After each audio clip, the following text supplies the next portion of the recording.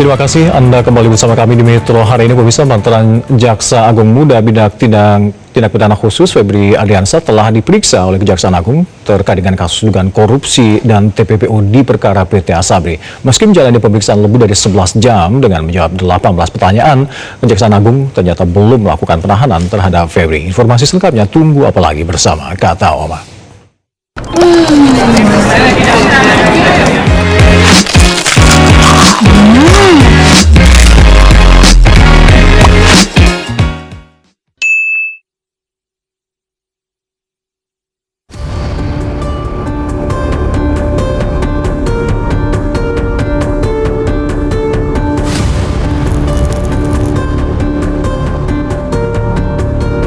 Kejaksaan Agung telah memeriksa mantan Jaksa Agung Muda Bidang Tindak Pidana Khusus Febri Adriansyah terkait kasus dugaan korupsi dan TPPU di perkara PT Asabri pada Jumat 17 Juli 2026. Kuasa hukum Febri, Hotman Paris, mengatakan kliennya diperiksa sejak pukul 9 pagi hingga pukul 20 malam.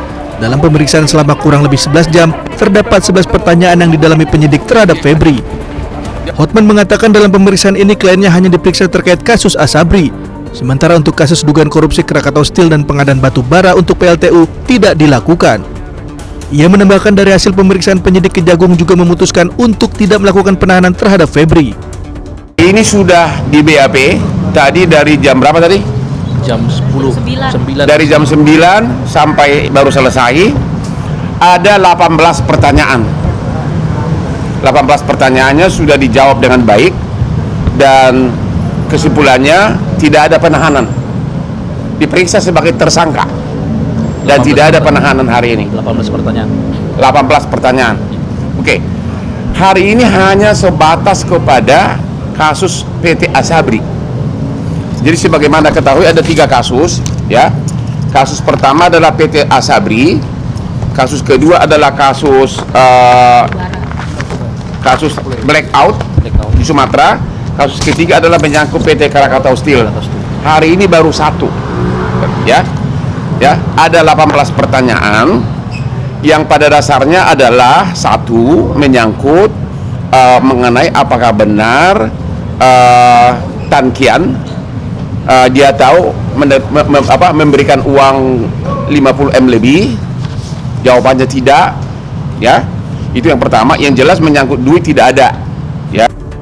Sementara itu, Kejaksaan Agung menegaskan status tersangka mantan Jampitsus Febri Adriansyah hanya terkait 1 perkara, yakni dugaan tindak pidana pencucian uang dalam kasus PT Asabri. Kapus Penkum Kejaksaan Agung Anang Supriyatna menyatakan penetapan status tersangka tersebut mengacu pada sprindik dari Kortas Tipikor Polri.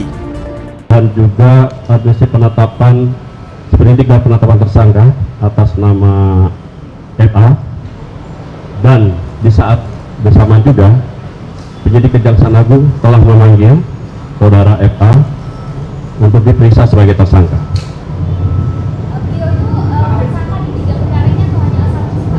Berdasarkan dari sprindik penyidik Korpas Polri untuk 1 perkara, yaitu terkait dengan TPPU dan Asabri. Kejagung telah menerbitkan 3 surat perintah penyidikan atau sprindik baru terkait kasus dugaan korupsi dan TPPU yang menyeret mantan Jaksa Agung Muda Bidang Tindak Pidana Khusus Febri Adriansyah. Adapun ketiga sprindik itu terkait tindak pidana korupsi dan TPPU untuk PT Krakatau Steel, pengadaan batu bara PLTU untuk PLN yang mengakibatkan blackout, hingga perkara Asabri. Dalam kasus ini penyidik telah menetapkan 2 orang tersangka, yakni Don Rito selaku pihak swasta dan mantan Jaksa Agung Muda Bidang Tindak Pidana Khusus Febri Adriansyah. Tim Liputan Metro TV. Dan pemirsa, publik bertanya-tanya setelah Febri Adriansyah menjalani pemeriksaan intensif di Gedung Kejaksaan Agung selama 11 jam, namun hingga pemeriksaan usai statusnya masih juga belum ditahan. Apa sebenarnya yang terjadi di balik ruang periksa dan mengapa penyidik belum mengambil langkah penahanan ini? Untuk membedah perspektif hukumnya telah hadir bersama kami melalui sambungan Zoom ada pakar hukum pidana dari Universitas Jenderal Sudirman Purwokerto, ada Profesor Hipnu Nugroho. Selamat sore, Prof. Selamat sore, Mas Aga. Ya, Prof, durasi pemeriksaan ini mencapai 11 jam. Apakah wajar, normal jika penyidik belum juga menahan Febri Adriansyah? Ya, kan begini Mas. Sekarang kan pemeriksaan itu sebagai bentuk klarifikasi. Jadi dalam suatu sistem pemeriksaan itu ada investigasi, kemarin sudah. Sekarang klarifikasi. Kalau klarifikasi nanti sudah konfrontasi dan terakhir rekonstruksi dari itu. Nah, klarifikasi itu terhadap barang bukti yang ditemukan. Makanya tadi Pak Hutno menyatakan apakah ada aliran uang? Tidak. Itu bentuk klarifikasi. Nah, sekarang pertanyaannya, kenapa tidak dilakukan upaya paksa penahanan? Kita ingat dalam upaya paksa penahanan itu harus mengandung syarat objektif dan syarat subjektif. Syarat objektif terpenuhi karena ini tindak pidana yang diancam 5 tahun ke atas. Apakah itu korupsinya, apakah itu TPPU-nya. Yang kemudian yang kedua, syarat subjektif. Kalau kita lihat di dalam pasal 100 butir angka 5, syarat subjektif sekarang itu beda dengan syarat subjektif KUHP lama. Kalau KUHP lama itu subjektif mutlak, tergantung pada penyidiknya atau penuntut umum. Tapi kalau KUHP baru 22 itu subjektif, objektif, dan terukur. Itu Mas Aga. Artinya apa? Ketika seseorang itu dengan syarat subjektif, objektif, terukur tidak mengulangi lagi. 1. Kedua, tidak terancam jiwanya. 3, proaktif, tidak berbelit-belit, setiap saat bisa dilakukan pemeriksaan dan sebagainya. Nah, kondisi itulah yang menjadikan seseorang tidak dilakukan suatu penahanan. Artinya bahwa seseorang tersangka itu siap jaat, tidak ada kekhawatiran, tidak mengulangi, ketika dipanggil siap, tidak dilakukan suatu penahanan. Itulah yang saya kira dilakukan oleh penyidik Kejaksaan Agung melihat terhadap tersangka Pak FA ini, sehingga tidak diperlukan suatu upaya paksa penahanan. Begitu. Tapi Prof, bagaimana melihat kepercayaan publik jika seorang yang sudah diperiksa belasan jam terkait dengan kasus besar apalagi dan barang bukti sudah ditemukan di tempat kediamannya dan ternyata belum segera ditahan? Ya, artinya kan gini kan, artinya kan bukti sudah ada semua, kan itu. Karena dalam suatu penyidikan itu sebetulnya bicara bukti. Ketika bukti sudah ditemukan oleh penyidik, apa untungnya melakukan upaya paksa? Kecuali bukti, karena dalam suatu upaya paksa penahanan itu misalkan terjadi kekhawatiran melarikan diri, Pak FA melarikan diri tidak. Kedua, menghilangkan barang bukti, khawatir enggak barang buktinya, karena barang bukti sudah dilakukan digeledah dan disita semua oleh Portas Tipikor. Kemudian Pak FA berbelit-belit atau tidak, kan gitu, kan karena tidak. Nah, disinilah yang membedakan antara KUHP baru dan KUHP lama, ya. Karena KUHP baru itu memang meletakkan sebagai seseorang manusia yang utuh dalam suatu, walaupun dalam suatu pemeriksaan. Ini yang suatu paradigma juga harus dipahami oleh penegak hukum bahwa tidak mudah setiap melakukan upaya paksa, tergantung pada subjek hukum tersangkanya terhadap barang-barang dan pemeriksaan yang sedang dilakukan. Begitu. Artinya dalam durasi pemeriksaan selama 11 jam tersebut untuk menggali keterangan yang cukup penting dari Febri Ardiansyah, ini ada indikasi bahwa memang Febri Ardiansyah selama pemeriksaan tersebut menurut keterangan dari penyidik mungkin belum ditahan karena cukup kooperatif. Ya, begitu. Dan perlu dikoreksi Mas Alka ya. Kalau kita baca buku suatu kemampuan penyidikan dalam buku kriminalistik, sebetulnya kemampuan seorang terperiksa, yaitu tersangka, itu cukup 8 jam, 8-9 jam, mungkin 18 jam itu terkait dengan istirahat, sholat, makan, dan sebagainya. Kalau kita lihat dalam beberapa aturan yang perkap itu kemampuan untuk menjawab hasil pemeriksaan itu 8 jam. Jadi kalau 18 jam itu hitungan terhadap hal-hal yang di luar pemeriksaan. Gitu Mas, saya kira Mas. Jadi nggak mungkin 18 jam berturut-turut, saya kira itu waktu-waktu yang saya kira menyalahi ya, karena tadi saya katakan istirahat, makan, siang, sholat, dan sebagainya itu yang mungkin dihitung seluruhnya 18 jam. Tapi kalau kita lihat peraturan perkap di Kapolri dan sebagainya itu hanya cukup kemampuan seseorang 8 jam untuk dilakukan suatu pemeriksaan sebagai tersangka. Terkait dengan aset-aset dan bukti-bukti yang begitu banyak yang sudah kini dikuasai oleh para penyidik, seperti apa menurut Prof melihatnya? Ya, bukti-bukti ini kan memang sekarang pertanyaannya siapa yang menuduh kan gitu kan. Dalam suatu konteks hukum karena negara yang menuduh, negara, siapa itu negara?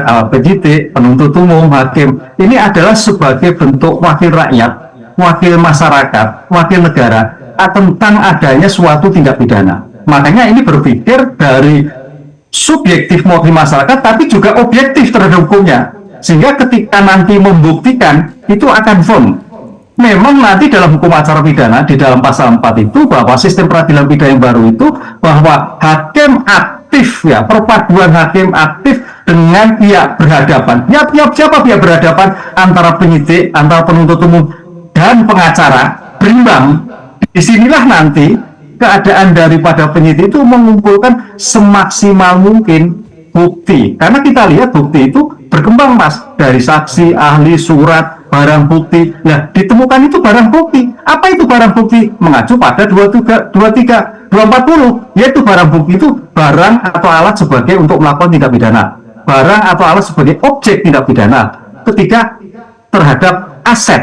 Nah, itu kembali lagi juga tentang bukti elektronik. Nah, ini juga jadi kembangkan. Apa itu bukti elektronik? Adalah terkait dokumen elektronik, informasi elektronik, sistem elektronik. Karena ini kejahatan yang luar biasa. Saya kira tidak hanya uang, barang, tapi juga bukti-bukti elektronik itu yang harus dikembangkan untuk diklarifikasi kepada tersangka. Itu kira-kira. Prof, didasari dari syarat-syarat subjektif dan juga objektif yang tadi di-highlight oleh Prof, apakah nanti ada risiko hukum yang bisa saja terjadi jika penahanan dipaksaan saat proses penyidikan ini masih mentah misalnya? Ya, kalau memang risiko hukumnya itu kan terkait dengan pra-peradilan. Pra-peradilan itu sekarang juga sudah meluas, ya. Yang tadinya 4, 5 menjadi 9. Pra-peradilan terhadap penetapan tersangka yang kemarin ramai, termasuk pra-peradilan terhadap penahanan. Kalau penahanan ini hanya meliputi tentang syarat subjektif dan syarat objektif. Apa itu syarat subjektif? Tadi saya katakan terhadap barang-barang terkait tindak pidana. Syarat objektif, syarat terkait tentang tindak pidana yang diancam. Dan terkait dengan surat izin. Jadi ketika sudah negara, dalam arti ini penuntut umum, memberikan suatu surat-surat atas suatu izin pada ketua pengadilan negeri setempat untuk melakukan upaya paksa penahanan, saya kira sulit untuk terbantahkan. Ya, ini saya kira cuman yang menjadi menarik perdebatannya yang kemarin tentang penetapan tersangka. Ini juga jadi problem karena dalam suatu penetapan tersangka itu kalau kita lihat rezim KUHP itu diperiksa lebih dulu. Diperiksa dulu, baru kemudian berdasarkan dua alat bukti. Tapi tafsir yang sekarang baru seseorang tersangka apabila berdasarkan dua alat bukti tanpa menyebutkan pemeriksaan tersangka lebih dulu. Di sini suatu adu argumentasi nanti di persidangan apakah menganut pada rezim yang kemarin dengan KUHP yang kemarin dengan putusan MK ataukah hanya menganut pada pra-peradilan KUHP yang baru yang pasal 127. Begitu Mas kira-kira. Ini yang saya kira menarik di kalangan masyarakat, makanya perdebatan kemarin wah ini belum diperiksa dan sebagainya. Jadi saya kira seperti itu nantinya. Baik, Prof Ibu, terima kasih telah memberikan perspektif dan juga analisanya di Metro hari ini. Salam sehat selalu. Dan pemirsa, Metro hari ini akan kembali untuk Anda dengan informasi lain. Jelajahi cara baru mendapatkan informasi. Download Metro TV Extend sekarang.